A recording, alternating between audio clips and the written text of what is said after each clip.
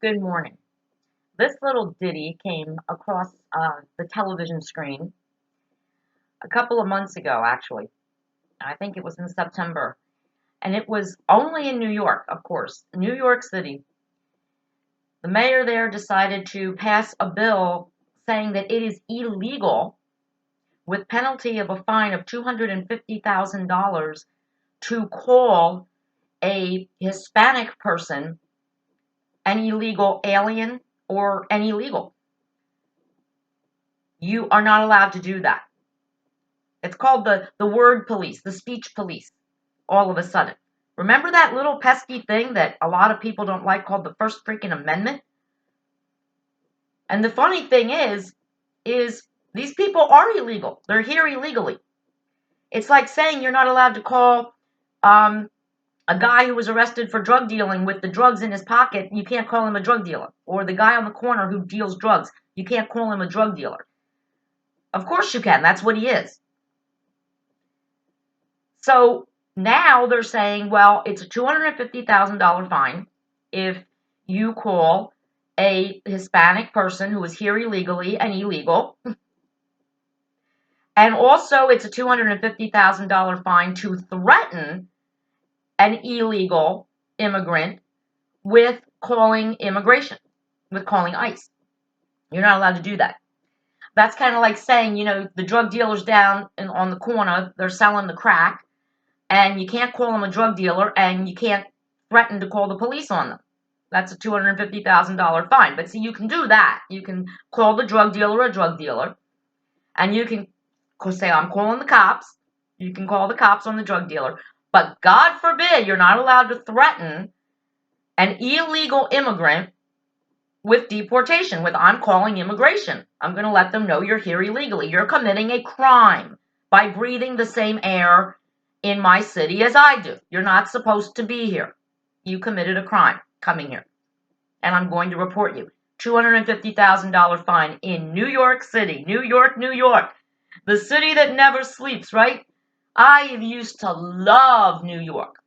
But New York is getting weird. Of course, it's Democratic. And we all know from my previous shows that the Democrats are all about we all have to live and exist in order to help our fellow man, not for ourselves. I told you I've been reading a lot of Ayn Rand, right? About being selfish is cool, that you should be going to work to earn money for yourself because you're doing the work. You might as well get the rewards of the hard work that you do and not be forced to give it to those who don't work as hard as you do or don't work at all. Again, New York has turned into this nanny government where the government is now trying to control speech. They've already done it. I can't go to New York City. I would love to see the 9/11 memorial. I would love to do that. I would love to see some Broadway shows. I used to do it all the time. I used to go to New York on Sundays just for the day. I would either catch the bus or I would drive myself. There's a cool parking garage right off the tunnel, the Lincoln Tunnel or the Holland Tunnel, one of the tunnels. And then I would grab a cab and I would meet soap stars and I would go to a show or, walk around the city. It was fabulous. Now you go to New York City, you're not allowed to smoke anywhere. New York City. I mean, come on. It used to be the place where small town people went to be free, to party all night long, to be able to order food at 2 in the morning, 4 in the morning, to dance all night. Clubs never close. And now you're not allowed to smoke in Times Square. My God, when I used to go to New York, it was so funny. A couple times I went to New York and I would actually see people pissing and taking a shit in Times Square. But you're not allowed to light a cigarette in Times Square today. New York City, remember they did the soda thing? You're only allowed to sell like a, I don't know, 16-ounce bottle of soda because the kids are getting fat. And then they were doing the tax on the soda. If you buy soda, you get an extra tax, like a sin tax on soda. New York City, people. Cigarettes in New York City. I think they're up to like $18, $16 a pack. Because the nanny government in New York City says, we don't want our citizens in New York smoking. Are you kidding me right now? Do you remember September 11th, 2001? You're worried about lung cancer from smoking?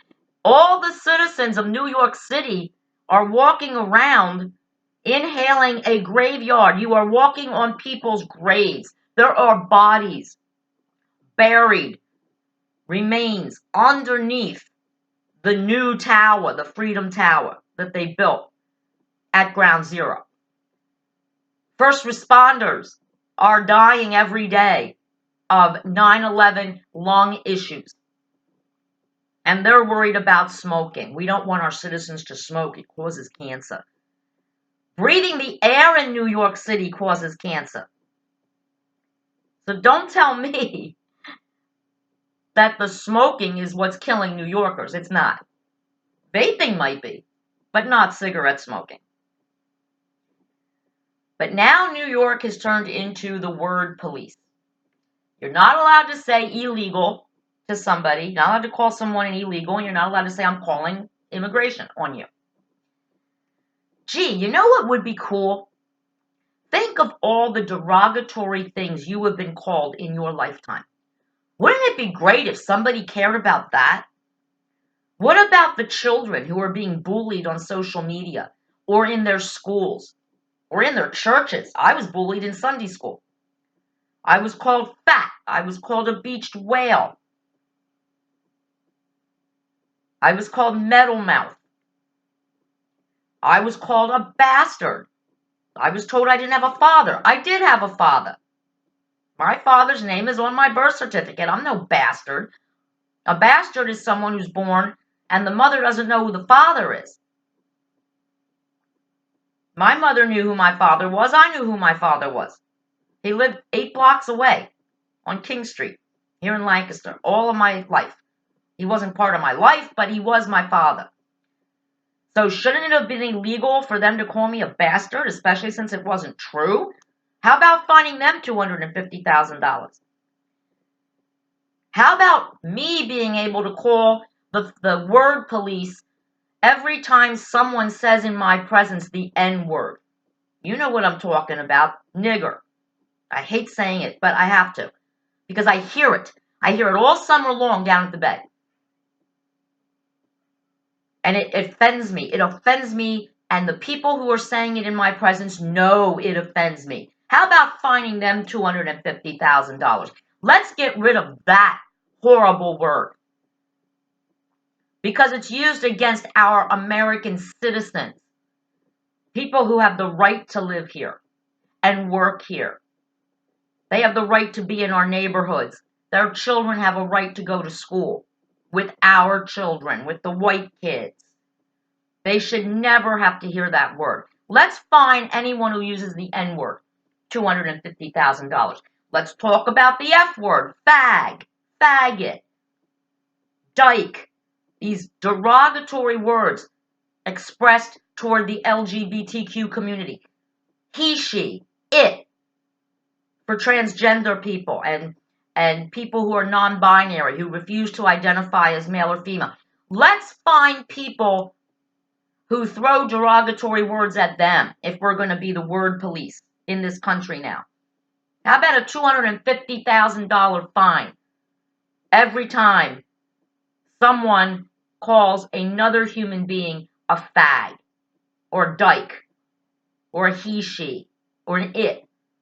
How about the ethnicity? How about let's go with the ethnic? Let's fine anybody $250,000 who calls a peaceful American-born human being who happens to practice the religion of Islam, is a Muslim. Let's fine $250,000 for anyone who calls them a terrorist, for anybody who threatens to call Homeland Security on them, for anybody who calls them a raghead. How about let's find those people? These are bigots, American-born bigots, who use these horrible words, the N word, the F word, the R word, raghead, terrorist. They use these words to describe their fellow citizens every single day. They teach their children to use these words, these horrible, ugly words. How about let's start punishing them for this hate speech? There's nothing hateful about calling an illegal Hispanic person or an illegal any person. If the person's Russian and you know they're here illegally, call them illegal. They're illegal. That's what they are. But a gay woman is a lesbian. She's not a dyke. And a gay man is a gay man. He's not a faggot. A black person is a black person, not a nigger. And a peaceful, law-abiding Islamic citizen is not a terrorist or a raghead. They're Islamic. But in New York City, they're not protecting black people and gay people and Muslim people. They're only protecting illegal immigrant people. That's not cool, man. It's actually, to me, it's illegal. Because if I say to somebody, yo, you here legally? You're an illegal alien? I think I'm going to call immigration. Well, why am I the one in trouble? Because that person is victimizing me by living in my community. I'm the victim. I'm reporting a crime. That person is committing a crime by being here illegally. And yet I'm going to get fined $250,000.